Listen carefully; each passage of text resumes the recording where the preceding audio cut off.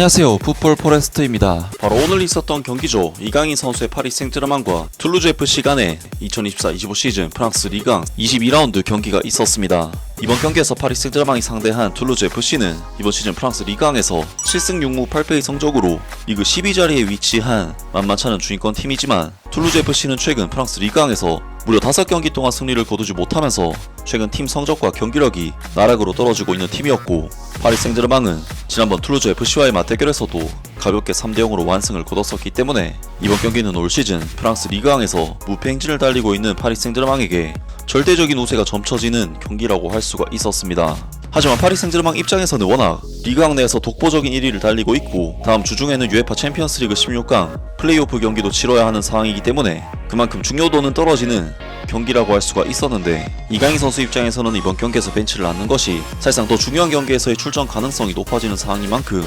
벤치가 차라리 더 낫다고 볼 수도 있었는데요. 특히 파리 생제르맹은 최근 흐비차 흐바라체엘리아라는 거물급 윙어를 영입하면서 스쿼드를 강화했고, 이는 이강인 선수에게는 상당한 악재로 작용을 하면서 실제로 흐비차 흐바라체엘리아 선수의 영입 이후 이강인 선수는 벤치에 앉는 시간이 더 길어졌습니다. 사실 흐비차 흐바라체엘리아 선수의 경우 레프트 윙 포지션에서 뛰는 선수이기 때문에 라이트 윙 포지션과 메잘라에서 뛰는 이강인 선수에게 직접적인 영향은 없지만, 흐비차 흐바라체엘리아 선수의 영입으로 인해 레프트 윙 포지션에서 뛰던 바르콜라 선수가 라이트 윙 포지션으로 이동한다거나 하는 간접적인 영향이 발생했고, 여기에 우스망 덴벨레 선수마저 갑자기 미친 폼을 보여주면서 이강인 선수는 흐비차 흐바라체엘리아 선수의 영입 이후 윙 출전이 0회인 상태입니다. 결국 다양한 포지션을 소화할 수 있는 이강인 선수의 활용도가 한정이 되면서 출전 기회가 줄어든 상황이라고 할 수 있는데, 물론 아직까지는 단기적인 현상이긴 하지만 만약 이런 상황이 앞으로도 계속된다면 당연히 우려스러운 상황이 아닐 수가 없는데요. 그리고 이번 경기에서 파리 생제르맹의 루이스 엔리케 감독은 마트베이 사포노프 골키퍼, 아슈아프 하키미, 루카스 베랄두,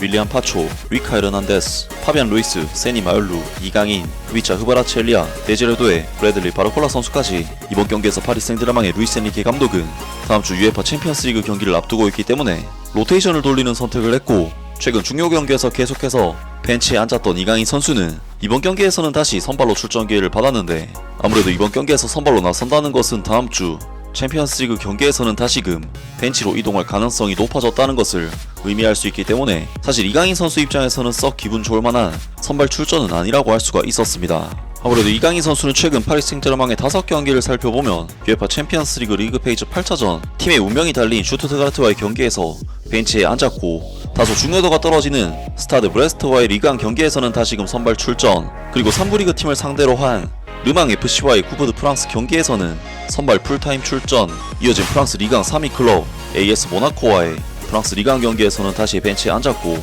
스타드 브레스트와의 챔피언스리그 16강 플레이오프 1차전에서도 벤치에 앉는 등 경기의 중요도가 높으면 항상 벤치, 중요도가 떨어지면 선발로 나서는 경향이 이번 경기에서도 결국 나타났기 때문에 이강인 선수로서는 출전 기회를 받았을 때 실력으로 보여주는 수밖에 없었다는 부분에서 이번 경기 활약은 어쨌든 이강인 선수에게도 중요하다고 할 수가 있었습니다. 그리고 이번 경기에서 파리 생제르맹은 툴루즈 FC를 상대로 원정에서 치르는 경기임에도 불구하고 역시나 압도적인 경기 지배력을 가져가면서 모든 면에서 압도적인 스태트를 기록했고, 90분 동안 양팀의 볼 점유율 수치가 무려 77대 23이라는 수치가 나올 정도로 파리 생제르맹이 기본적인 경기 주도권은 완전히 가지고 가는 경기를 했습니다. 하지만 파리 생제르맹은 이번 경기에서 슈팅 숫자 면에서는 20대 14라는 스탯을 기록을 했는데, 볼 점유율이 8대2에 육박할 정도로 압도적인 스탯을 기록했지만 슈팅 숫자가 어느 정도 비슷한 수치가 나왔다는 것은 그냥 기록만 봐도 어떤 경기를 했는지를 알 수 있게 해주는 굉장히 좋지 못한 경기 기록이었는데요. 실제로 파리 생제르맹은 이번 경기에서 브래들리 바르콜라 선수가 유독 많은 슈팅 찬스를 날려버리면서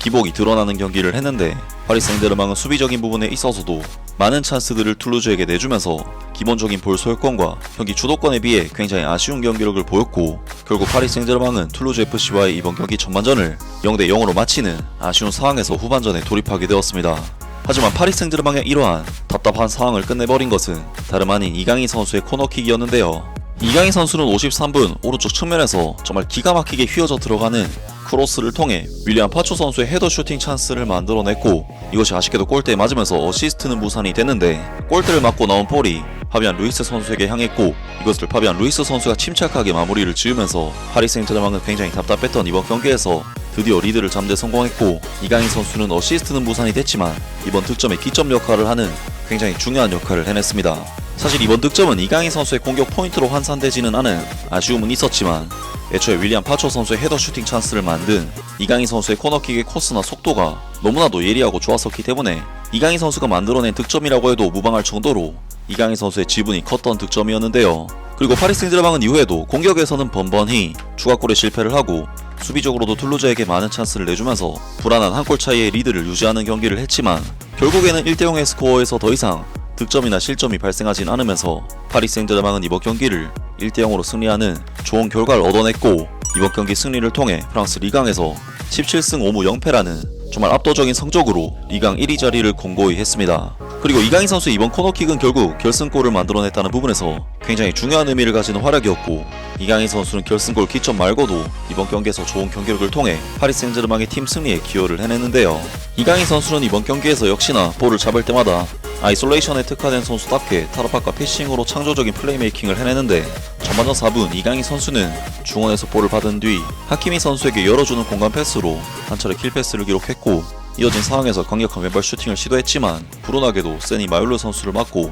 득점이 무산이 됐습니다. 그리고 이강인 선수는 전반전 10분에도 오른쪽 측면에서 볼을 받은 뒤 상대 수비를 녹여버리는 드리블을 통해 찬스를 만들어냈고 25분에는 대지를 가르는 롱패스로 왼쪽 윙어인 브래들리 바르콜라 선수에게 위험 지역에서의 찬스를 만들어줬는데요. 그리고 58분 이강인 선수는 다소 거리가 있었지만 강력한 왼발 슈팅을 시도하면서 직접 골문을 노렸는데 아쉽게도 이것이 골문을 살짝 빗나가면서 찬스가 무산되긴 했지만 거의 득점에 근접했던 퀄리티 높은 슈팅이었습니다. 그리고 이강인 선수는 63분에 우스망 덴벨레 선수와 교체되면서 이번 경기를 마무리했고 이번 경기에서 찬스 메이킹 2회, 드리블 2회 성공, 볼경합 5회 승리 등 다방면으로 좋은 스탯들을 쌓으면서 평점 7점대의 높은 평가와 함께 이번 경기를 성공적으로 마무리했습니다. 정말 이번 경기는 이강인 선수의 미쳐버린 경기력이 공격 포인트로 전환되지 않았던 이강인 선수의 경기력에 비해 너무나도 아쉬웠던 파리 생제르맹의 경기력이 있었는데 역시 힘든 상황에서 어떻게든 결과를 따내는 것을 보면 파리 생제르맹은 역시나 강한 팀이라는 생각이 드는데요. 제 개인적으로 이번 경기에서